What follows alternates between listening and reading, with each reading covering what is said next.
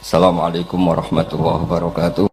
Kias Ali itu analogi kias ya, analog dados tenggene ilmu-ilmu usul fikih itu ada kias itu kan kias aulawi dari bawah dikiaskan ke yang lebih apa?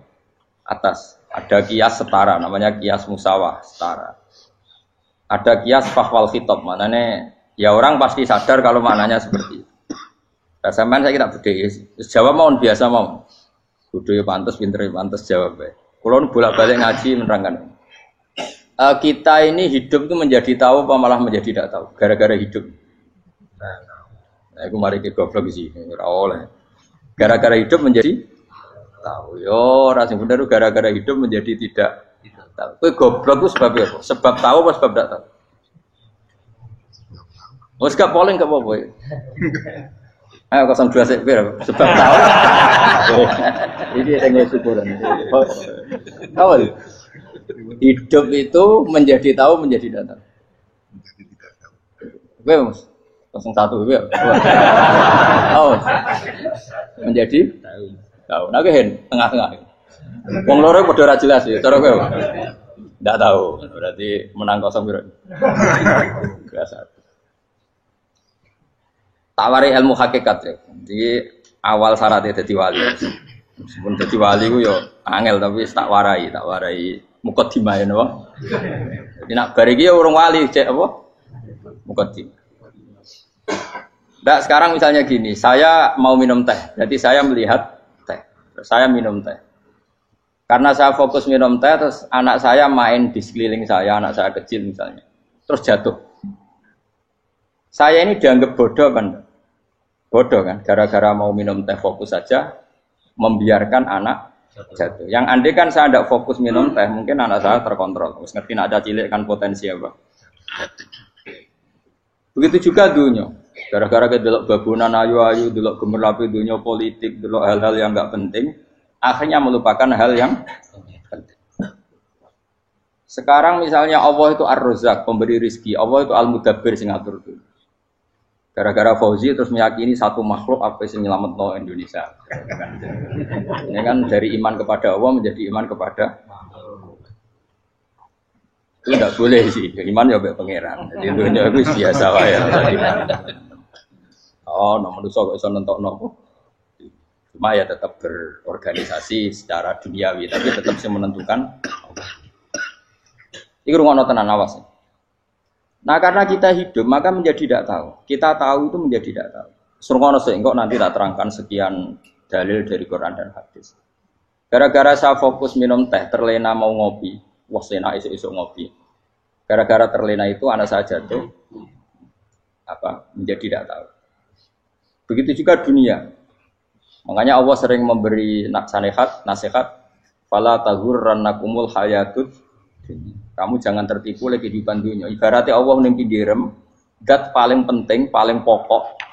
Tapi kamu abaikan. Kamu bilang jabatan penting, teman penting, mitra pejabat penting, komunitas penting. Kamu sampai lupa bilang nah Allah itu lebih penting. Nah, ini sudah mulai kena hijab. Nah orang yang kena hijab ini nanti tidak bisa masuk surga. Karena Allah dengan duka marah besar. Allah ngendikan kalla innahum ar-rabbihim yauma idzil lamahjubun. Orang-orang ini nanti ketika di akhirat terhijab dari saya. Karena zaman yang dunia ora tau roh aku. Kenapa kok terhijab? Justru karena ada yang diketahui. Justru ada yang diketahui. Contoh paling mudah itu copet atau lonte atau koruptor atau apa saja. Misalnya nyuwun sewu orang jadi copet itu kan umur 17 atau misalnya jadi pekerja seks nakal itu kan umur 17 atau 18. Hanya karena pernah mendapat rezeki dari judi misalnya atau dari transaksi yang haram. Terus dia bilang gini, aku nak jadi copet mangan kopo. Aku nak judi mangan kopo. Aku nak gak jadi wong nakal mangan kopo. Padahal dia 17 tahun nyatanya bisa makan, birizkillah apa?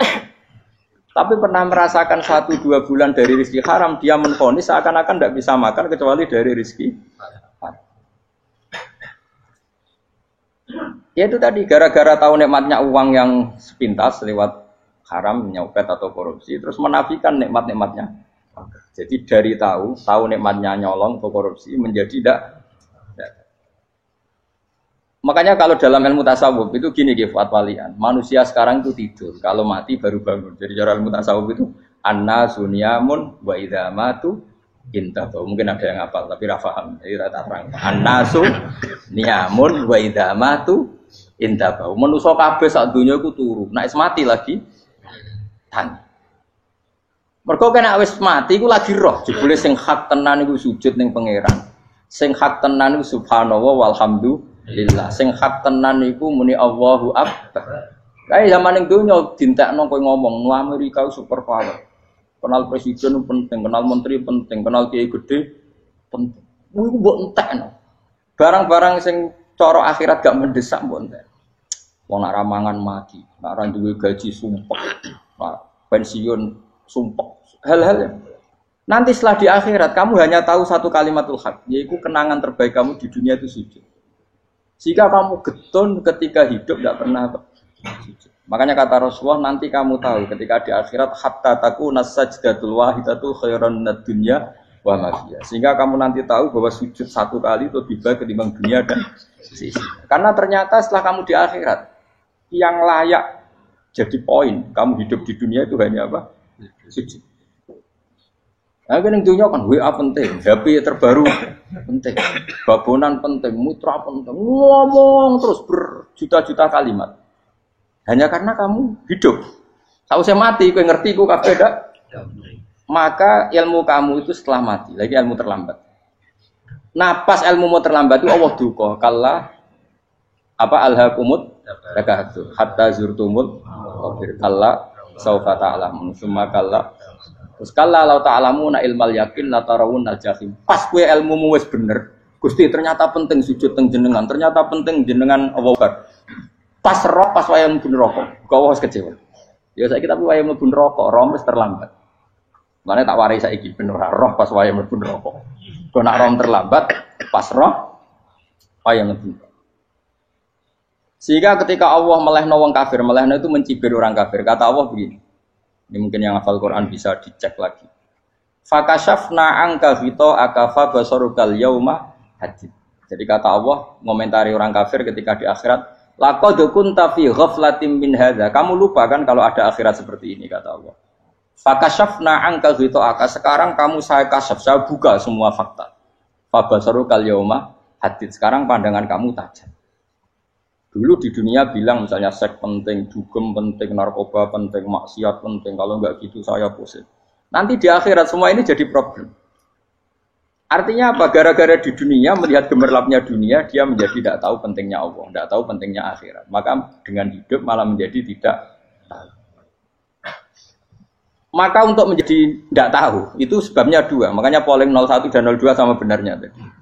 Gara-gara tahu yang menjadi tidak tahu, gara-gara tidak tahu yang menjadi tidak tahu. Tadi misalnya kamu fokus ya, misalnya Rukin jelalatan untuk cawe itu, fokus untuk cawe itu, gak Allah waktu ngarepe kejengkang, kesandung. Berarti gara-gara melihat menjadi tidak tahu. Ya kira-kira seperti itu. Gara-gara fokus delok dunya nganti raroh hae Allah Subhanahu wa taala. Di sini Allah sering pesan fala taghurrannakumul hayatud dunya wala yaghurrannakum billahil. Kamu jangan tertipu dengan kehidupan dunia. Makanya saya itu orang yang paling fanatik sujud. Soalnya kalau suwun jenengan sing sujud. Wes sujud salat lima waktulah nikmati. Karena sekali kamu terbiasa mensifati dunia ini penting, nanti kamu akan lupa mensifati akhirat itu penting. Dan itu awal kamu tergelincir dari ansawa isabil, dari jalan yang benar. Makanya tadi pepatahnya orang sufi apa? Anna sunyamun wa idza matu indah. Manusia itu tidur, kalau mati baru. Terus contoh kedua begini. Kenapa Allah begitu murka ketika orang tidak mengerti hak-haknya Allah? Bukan karena Allah anarkis atau keras, tidak. Memang secara akal pasti begitu. Saya sama tak beda ini. Lihat contoh gampang-gampang saja, tak wari logika. Kalau ada orang buta lewat kemudian nabrak tembok, karena apa? Karena buta kan? Buta itu maknanya apa? Tidak tahu. Akibat tidak tahu, nabrak tembok. Ya kan? Karena tidak tahu. Karena tidak tahu, nabrak tembok. Karena tidak tahu, terjatuh di sungai. Karena tidak tahu, terjatuh di jurang. Sekarang juga sama. Orang karena tidak tahu pentingnya agama, tidak tahu pentingnya Allah, kemudian dia fokus ke duniawi. Akhirnya ya nabrak tembok. Natijanya sama enggak? Saya ulang lagi ya, orang buta karena tidak tahu nabrak tembok. Orang fokus untuk perempuan cantik atau melihat apa, kemudian dia tidak tahu depannya juga nabrak. Untuk menjadi nabrak itu syaratnya tidak tahu apa tahu. Bisa dua-duanya. Tidak tahu ya sebabnya nabrak, fokus ke yang lain ya bisa. Maka tidak tahu ya sebab nabrak, fokus ke yang lain juga sebab. Nah mata kita, hati kita ini sudah dipenuhi hal-hal yang tidak penting, sehingga kita lupa dari hal yang penting. Kayak tadi kita mau minum kopi saja, fokus sampai meninggalkan anak main sampai jatuh. Berarti minum kopi sebenarnya tidak satu kebodohan, tapi ketika membiarkan anak kecil jatuh itu adalah kebodohan. Sebetulnya makan menikmati dunia itu tidak kebodohan, tapi ketika Anda melupakan Allah itu menjadi satu apa? Kebodohan. Ini disebut kamu jangan terlena oleh kehidupan apa? Dunia. Nah kenapa terlena? Itu kakean delok. Mulane Nabi itu ora tau delok dunia. Nabi, saya ini tak latih gitu wali, tapi mukadimah. Kulon itu belum pernah delok. Saya pernah punya kakak wakil bupati, punya teman gubernur banyak tuh. Kalau dulu susu ramani, mereka khawatir senang. Nabi itu pernah, Nabi itu yang manusia pernah lewat itu. Kemudian tonggo-tonggonya Nabi kebetulan pas pulang bawa unta-unta banyak. Itu Nabi melihat mungkin 0, sekian detik. Itu dilori pangeran. La tamuddanna ainaika ila ma matta'na bihi azwajan minhum zahratal hayatid. Jadi misalnya kayak Rogen misalnya dulu wong numpak Alphard pejabat ono sing bukakno. Enak aja nak jadi wong ngene. Kalimat itu direkam oleh Allah bahwa Mustafa pernah ngomong enake jadi wong iku numpak Alphard ono sing buka. Tapi kan tetap kirim. Sehingga nanti di akhirat kalimat itu direkam misalnya nanti ternyata yang numpak Alphard misalnya nyon sewu misalnya yang numpak Alphard tadi tetap di neraka, kamu ya ikut di neraka. Karena dia menikmati Alphard lali akhirat. Kowe yo ngangen-angen kepengen seperti itu. Maka poinnya sama. Kalau pun rokok bareng. Terus ada orang sujud di musola, melarat sujud. Kowe gak pernah enake dadi wong iku. Padahal sujud itu yang menjadi orang masuk surga. Terus kowe ditakoki ning akhirat. Kowe tahu angen-angen dadi wong sujud mboten ate. Tapi kowe tahu angen-angen mewah nate. Yes, seneng kono kira-kira gitu. Lha iku latara undal pas kowe roh ilmu yakin pas wae mlebu neraka. Iki mulane tak ajari dini kiat-kiat supaya kira mlebu. Makanya latih melihat dunia kok aja kesuwen. Misalnya di konco jadi pejabat. Kalau nanti di keluarga pejabat sampai sekarang pun saya sering punya teman. Buat nanti kalau melihat bahwa dia pejabat. Karena saya takut dosa. Saya melihat dia seorang mukmin yang sujud, yang sholat. Saya bodoh sekali kalau melihat dia pejabat. Karena itu tidak ada artinya di akhirat. Saya sampai sekarang yang saya melihat presiden orang yang mukmin, sehingga saya harus hormat. Saya melihat bupati orang yang mukmin, sehingga saya harus hormat. Melihat sampean ini wong sing mukmin, malah gue jalalan barang ini sudah mukmin plus. Jadi rasa tiga ekor tuh pinter gue jalalan. Jalalan budul bisa gaya bisa. Budul lu rano mana nih? Oh anu kagak uang bisa mau kitab oh. Just lah. Jadi saya ulang lagi ya. Makanya saya itu nanti kalau sampean alim sudah kayak saya, itu pasti nggak kagum sama sahabat. Sahabat itu, apalagi Rasulullah ya tentu. Sahabat dulu aja yang gampang ditiru. Sayyidina Umar ketika ditusuk oleh siapa Abu Lu'lu siapa? Al-Majusi. Abu Lu'lu itu seorang Majusi. Dan Umar itu orang pendendam. Dia orang pendendam. Tapi tentu karena dia orang baik, ya pendendamnya hal-hal yang baik. Coba kalau kamu ditusuk orang itu dendam enggak? Kira-kira sebagai manusia kan dendam. Itu tanyanya begini sama yang ya taruh sekarang orang dekatnya. Yang bunuh saya tadi siapa? Oh itu Abu Lulu Al-Majusi, Hulamul Muhirah. Dia budaknya Muhirah. Majusi, iya ya Umar. Dia sudah mau mati. Itu ngetikan gini, sama siapa alteknya? Alhamdulillahilladzi lam yaj'al maniyati biyadi rajulin sajadalaka sajdah. Yuhajuni biya yaumal qiyamah. Ya Allah, terima kasih sekali ya Allah. Engkau mentakdirkan saya dibunuh oleh orang yang enggak pernah sujud. Kalau saja dia pernah sujud, maka dia berhak menuntut saya dengan sujudnya untuk masuk surga. Artinya gini, kalau dia ditusuk orang yang pernah sujud, misalnya Sayyidina Umar kok ditusuk oleh Ruhin, kemudian Umar masuk Ruhin masuk neraka, aku tetap wedi Gusti. Iso wae sujudnya dia menjadikan enggak berhak masuk neraka. Artinya Umar sangat hormatnya pada sujud itu dia enggak berani. Jadi kira-kira kok Umar sujud kowe iku kira-kira rawani maksudno anak kowe mlebu neraka. Piye-piye di kekuatan sujud yang mempotensikan tetap dia masuk surga. Makanya dia seneng, dendamnya kesampaian. Syukur lah nek sing mateni aku ora tau sujud. Dadi tak patut nang neraka langsung gludeng ngene kira-kira gitu. Saking hormatnya ambek sing jenenge sujud. Tapi kita sekarang ndak rawong ning musala sujud. Ya jan wong nganggur. Otak kita ini sudah PKI lah kamu. PKI halus. PKI yang tanpa kartu, paham? Makanya Allah kalau muji sujud, enggak sampean tak latih supaya baca Quran yang benar. Kayak apa Allah bikin Ka'bah? Kayak apa mulianya Ka'bah? Itu dibikin Allah untuk apa? Lil akifina wa ta'tusai warrukais sujud, dan untuk orang-orang rukuk dan sujud. Ketika Allah menurunkan rezeki di bumi dan di langit, itu perhitungannya Allah mau sitok asli. Rabbana liyuqimus shalah. Faj'al afidatan minan nas tahwi ilaihim warzuqhum minas sam. Gusti, ben nak sujud ku kuat. Piye-piye menungso nak ramangan ra kuat. Nak is kuat dia tenaga yo ben sujud, liyuqimus shalah. Ketika Allah muji orang baik atau ibunal abidunal hamidunas saihuna satrusnya arroqiunas sajid yang rukuk yang sujud. Karena tadi ketika nanti Anda di akhirat kenangan terbaik Anda di dunia itu hanya sujud. Liyane iku coba misalnya kene akhirat terus video disetel pas kongkoi-kongkoi ning perapatan. Bariku nglamunem disetel. Jadi pegawai negeri ngayal gajine sakmene engko sakmene nggo wayo wan direkam kabeh. Oh ora sini-sini wong. Terus tokoh idola sing duwe wadah sing tumpakane Alfa di sekretaris saya. Iku mbok nang utekem iku berpuluh-puluh tahun.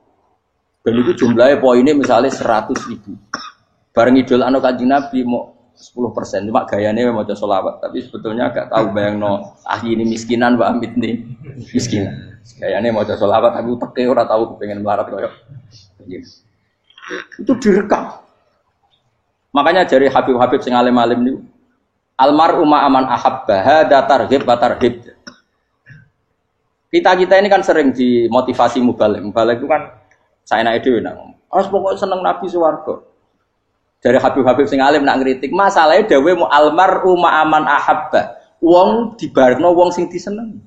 Apa kamu bisa menjamin seneng Nabi saudure seneng wong-wong itu? Jangan-jangan kita lebih berkeinginan seperti orang tertentu yang kaya raya, yang terkenal, yang hebat. Meskipun kowe oleh sana muni seneng Kanjeng Nabi. Jangan-jangan status cinta kita terbukti ke orang itu. Iya toh, misalnya gambarnya pasang neng kamar. Wah. Partai wong kuasa. Terus kowe nyumbang masjid nyuwun sewu mau 50.000. Tapi bareng nyumbang untuk kemenangan orang itu 10 juta. Nyebut wong itu satu hari 100 kali. Nyebut Nabi pendak sholat. Bareng dihitung, dipoling mbek malaikat. Disurvei buat dipoling orang pokoknya. Dengan cara begini status senangnya orang ini ke siapa? Ya, ono pengajian sholawatan nyumbang 50.000. Nanggo pemenangan. 1 juta.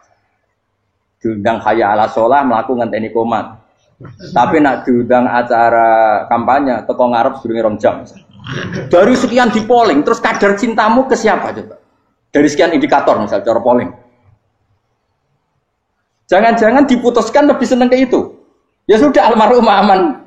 Apa? Makanya kata orang-orang alim almarhum apa? Orang itu terserah disenengi. Masalahnya kita tidak ada jaminan lebih seneng Nabi. Ya orang ada jaminan ya saya aman misalnya. Hitung dewi-dewi, ra usah menang terus kok wedi dosa, wis kadung dosa iku wis kadung. Makanya Sufyan Ats-Tsauri itu dadi wali ku mangsa mergo ibadah akeh mboten. Sufyan Ats-Tsauri gurunya Imam Syafi'i. Dadi wali ku sederhana. Sama tak ceritane orang-orang jadi wali dengan cara yang sederhana. Tapi kan niru copy paste ya, artinya ora apa ya KW lah. Kalau niru enggak apa-apa, tapi KW kebaikan. Sufyan Ats-Tsauri itu ditanya, "Kenapa kamu sedekat itu sama Allah dan Anda keramat?" Jadi resepnya begini, Dok. Saya itu belum pernah ke masjid nunggu adzan. Paling enggak setengah jam, 1 jam sebelum adzan itu saya sudah ada ke masjid. Ditanya, kenapa begitu? Ketoke kok kawula sing elek, moroe ngenteni diceluk. Terus ngerti nak wayahe yak mono iku Allah nyeluk. Misale saya punya cah dalem. Atau saya punya karyawan, tiap jam 8 itu buka toko. Nah, bayangno itu. Saya punya karyawan, tiap jam 8 tugasnya buka. Selalu buka tokonya ngenteni tak panggil. Rohen, toko buka, siap. Tapi besok yang ngono lagi, jam 8 buka, siap. Tiap hari gitu, kira-kira ngendarani karyawan iku goblok apa sopan? Kira-kira enggak jawab ya. Goblok kritik gak usah gitu. Nah, Sofyan Asori tidak mau gitu. Wis ngerti nek Allah ya mono wayahe manggil. Dadi ya anggere jam 8 wis ning kono. Dadi nek Allah ayala salam pun Gusti. Ayala salam pun teng mriki. Iku sudah dadi wali. Oh, iku saya buat tiru tapi kawe lho. Enggak masalah, tapi ini kan resep, no. Lho mangkel lo gak kira-kira. Ana karyawan tiap jam 8 kon buka toko. Selalu marane ngenteni di pagi. Jadi wali dulu tuh punya cara muamalah sama Allah tuh luar biasa. Ya ora usah mbok tiru terus kemen dadi wali wis ra iso kadung salah. Biasa wae. Aku lah nganti saiki ya biasa wae. Aku mau masjid ngenteni mekumat ya biasa wae. Tapi aku kan iso dadi wali lewat jalur liya lah aku ya. Jalurku kan akeh. Mulang ya mari wali, sabar ning coba ya mari wali. Jane ana jalur fikir ya mari wali. Tapi kan loro, fikir loro. Jadi Imam Adil ya wali, di bojo judes itu wali, masyhur. Ana wali mu barokah di bojo judes. Jadi ya jalur dadi wali. Wah lebih ngeri lagi. Ngeri tenan, nanti akhirat aja wedi.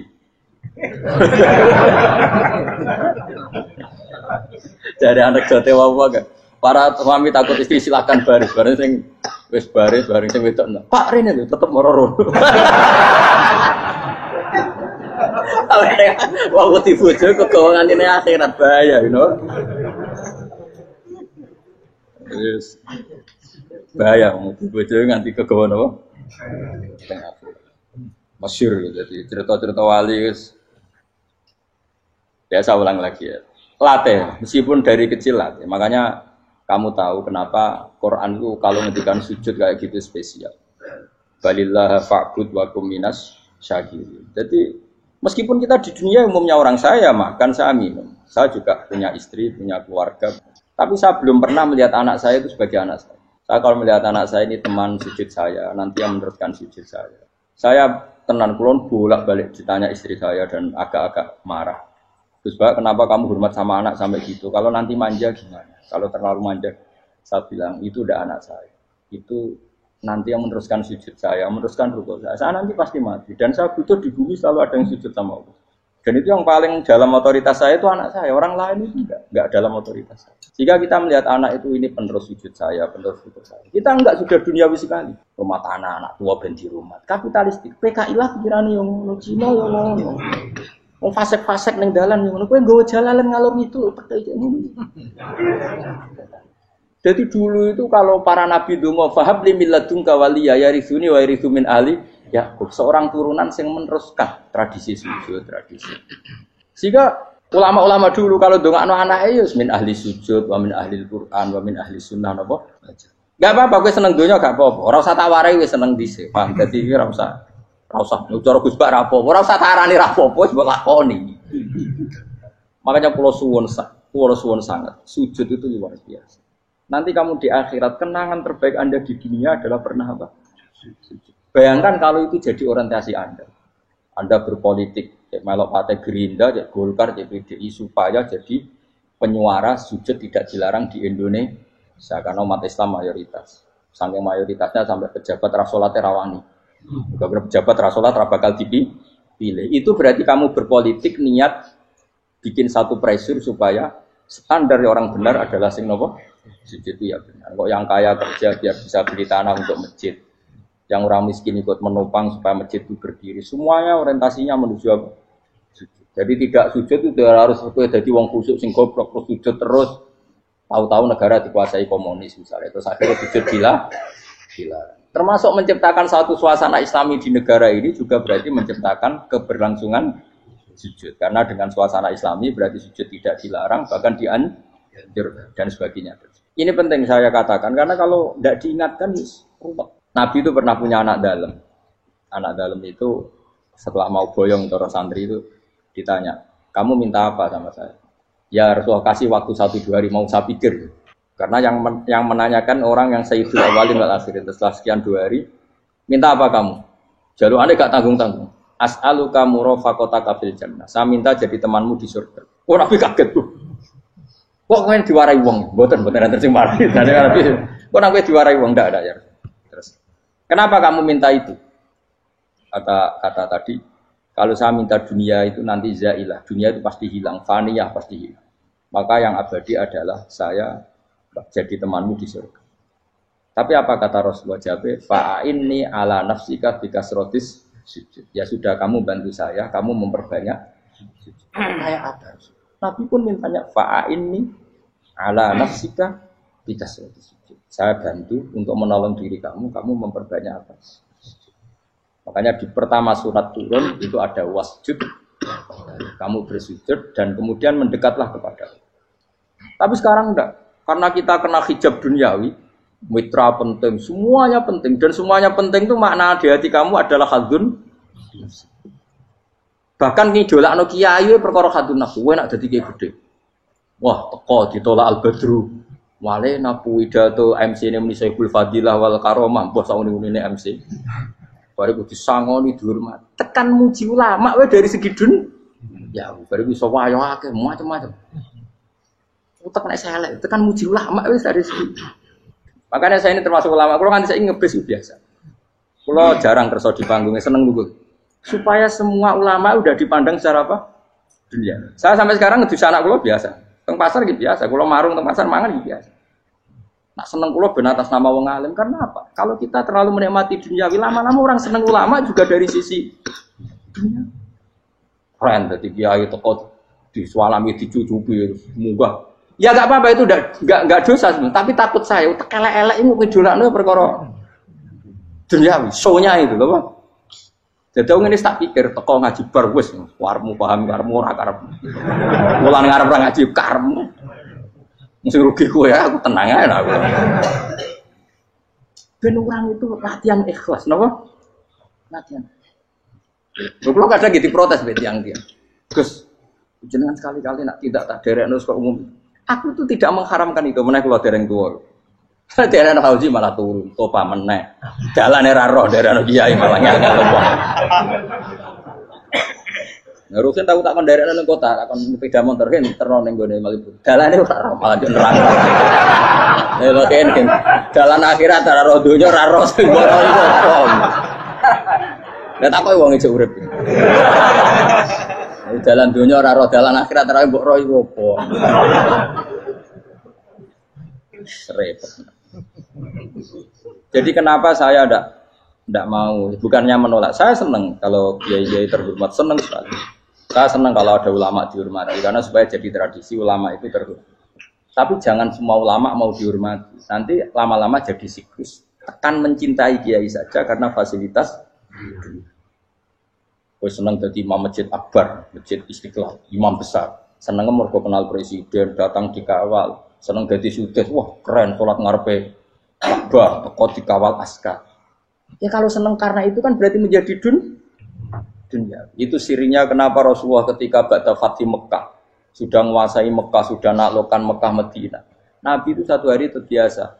Mau sarapan saja kadang nggak ada yang dimakan. Tanya ya Aisyah apa saya bisa sarapan? Enggak ya Rasulullah. Ya sudah saya tak puasa. Supaya tetap terkontrol bahwa umatnya mencintai beliau bukan karena kebesaran. Itu Rasul. Itu setelah periode Mekah loh. Jangan kira itu periode Medina. Apa? Itu periode apa? Medina loh. Periode yang setelah Nabi punya segala. Tapi Nabi tetap seperti itu. Kenangannya Aisyah sebagai istrinya apa coba? Dia cantik.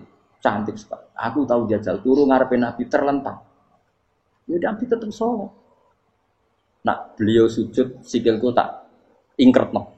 Nak beliau ngadeg tak lonjoro meneh. Dadi Aisyah wa ana muqtaridotun benayati turu terlentang. Dadi cara ya sudah terlentang. Wong Nabi nak salat suwi dia tetap salat.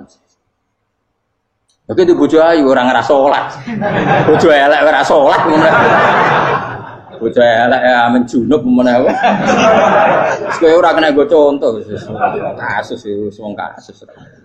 Kowe di bojo ayu prawan turu karepku sik salat ora bos misale lho. Pemenang wong jegoten wae tambah over. Mustafa lho kula ora ngenyek jegoten liyane, ora usah tersinggung. Mergo nak ngenyek wong akeh dosa, nak ngenyek wong sitok ora. Misale dosa tak hitung mau ke sore. Aku ngenyek dosa sitok, mulang ganjarane 10. Cek susuk piro? Cek surplus ngerong dagang cek. Cek badi. Iku enak adene ra ikhlas. Ra ikhlas aku yo ra ikhlas ilmuku, malah lara. Malah neraka ping 13 sebenarnya. Makanya ini dipikir ya, saya ulang lagi harus dipikir secara matang-matang bahwa kita tidak boleh terlena oleh kehidupan dunia. Menjadi bodoh kan Anda minum teh, kemudian anak Anda jatuh di pinggir Anda. Paham? Nah sekarang menyangkut mukjizat. Ini masih tentang ayat ini, nanti sampean tahu logikanya. Tak beda, tidak jawab satu-satu aja. Karena iman sarannya harus tahu. Fa'lam itu tak tahu. Fa'lam annahu la ilaha illallah.